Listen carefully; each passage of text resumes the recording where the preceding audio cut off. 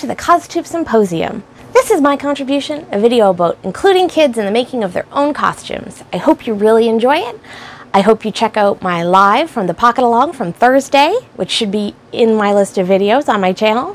And in the description box below, you will find all of my social spots, as well as the list of the program videos for the entire symposium, which runs until Sunday night. And now, on with the show.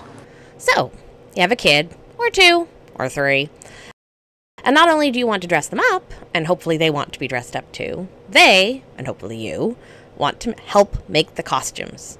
This is a great idea! Or is it? It is, as long as you keep in mind the things that kids can do, and the things that they can't do. This is a bit of a joke. In theory, kids can learn to do almost anything with enough time and practice. However, these were the ones I noticed while we made my daughter's 1860s gown and all the undergarments that went with it. Things kids can do. Help pick out patterns, fabrics, and inspiration images and fashion plates. I only used one pattern to make this whole outfit. All the rest were me using images and fashion plates and what I already knew. Things kids can't do.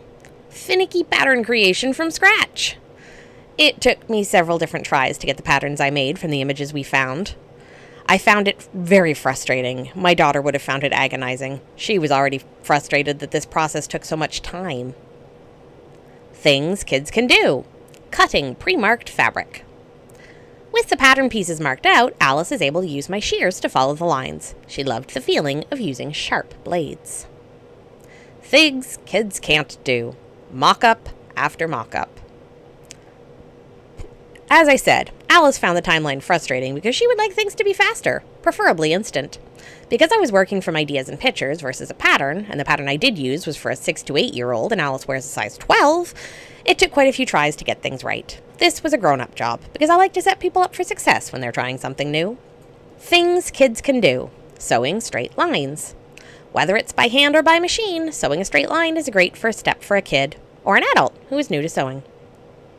Things kids can't do. Figuring out complicated instructions.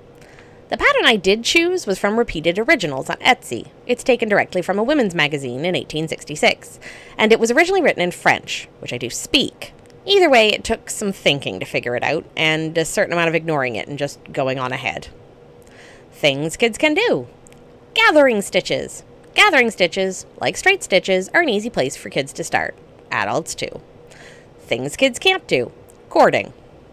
Delicate things like cording can get frustrating for kids. And adults. And me. I hates it. Things kids can do. Hand finishing. Hemming and felling with support are great ways for kids to be included in the making process. Things kids can't do. Sticking to a deadline. Well, some of us adults aren't so great at that one either. Things kids can do. Modeling. This one seems fairly self-explanatory.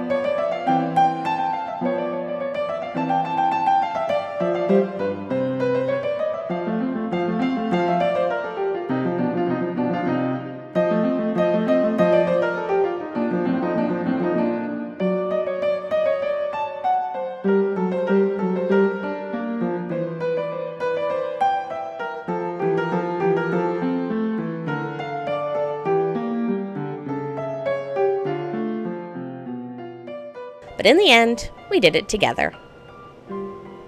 But the best thing that kids can do? Hugs!